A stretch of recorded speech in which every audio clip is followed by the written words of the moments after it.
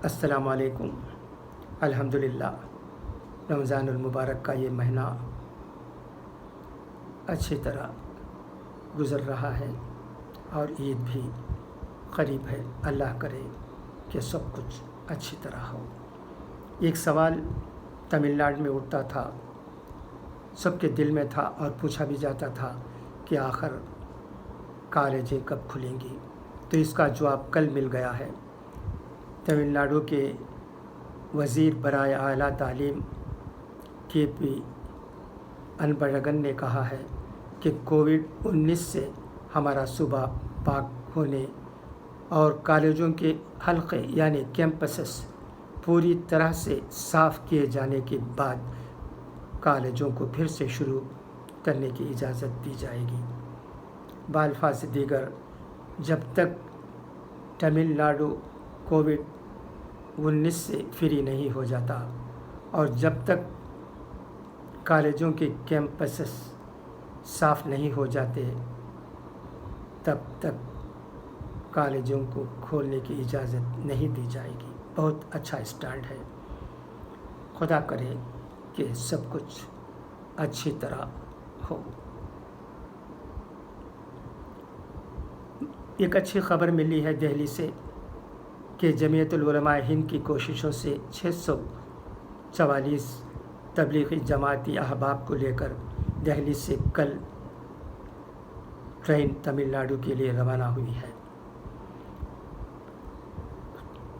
حکومت نے خود کفیل ہندوستان مہم کے تحت ترقی کو رفتار دینے والے 8 نئے شعبوں میں اصلاحات پر زور دیا ہے اور اس کے ذریعے کوئلہ، معدنیات، بجلی تقسیم، ایوییشن، دفاعی پیداوار اور اسپیسز جیسے شعبوں میں نجی شعبوں کی شراکت داری کے ذریعے سے تیزی لانے کا اعلان کیا ہے۔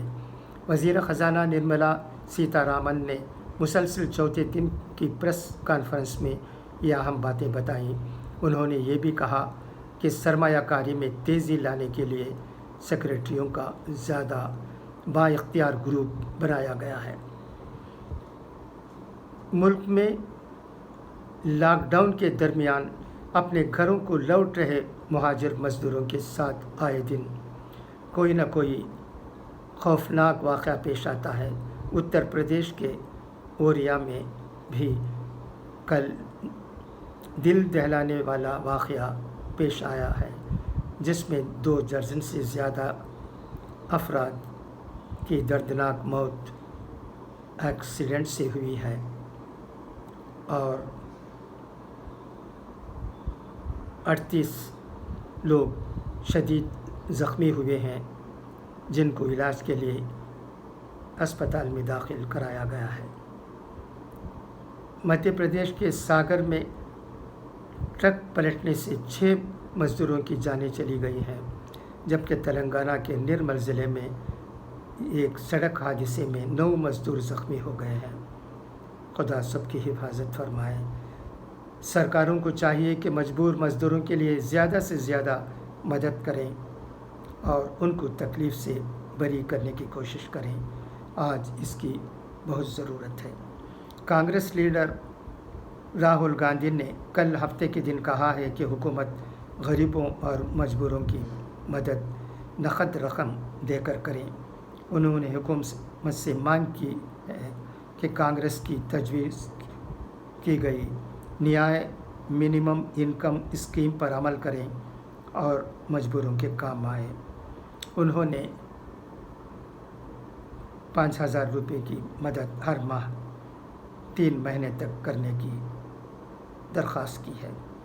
آپ کو یاد ہوگا ڈی ایم کے صدر ایم کے اسٹالن نے بھی 5,000 روپے کی مدد کے لیے تمل ناڈو حکومت سے درخواست کی تھی کہ فوراً مجبوروں کو 5,000 روپے دینا چاہیے۔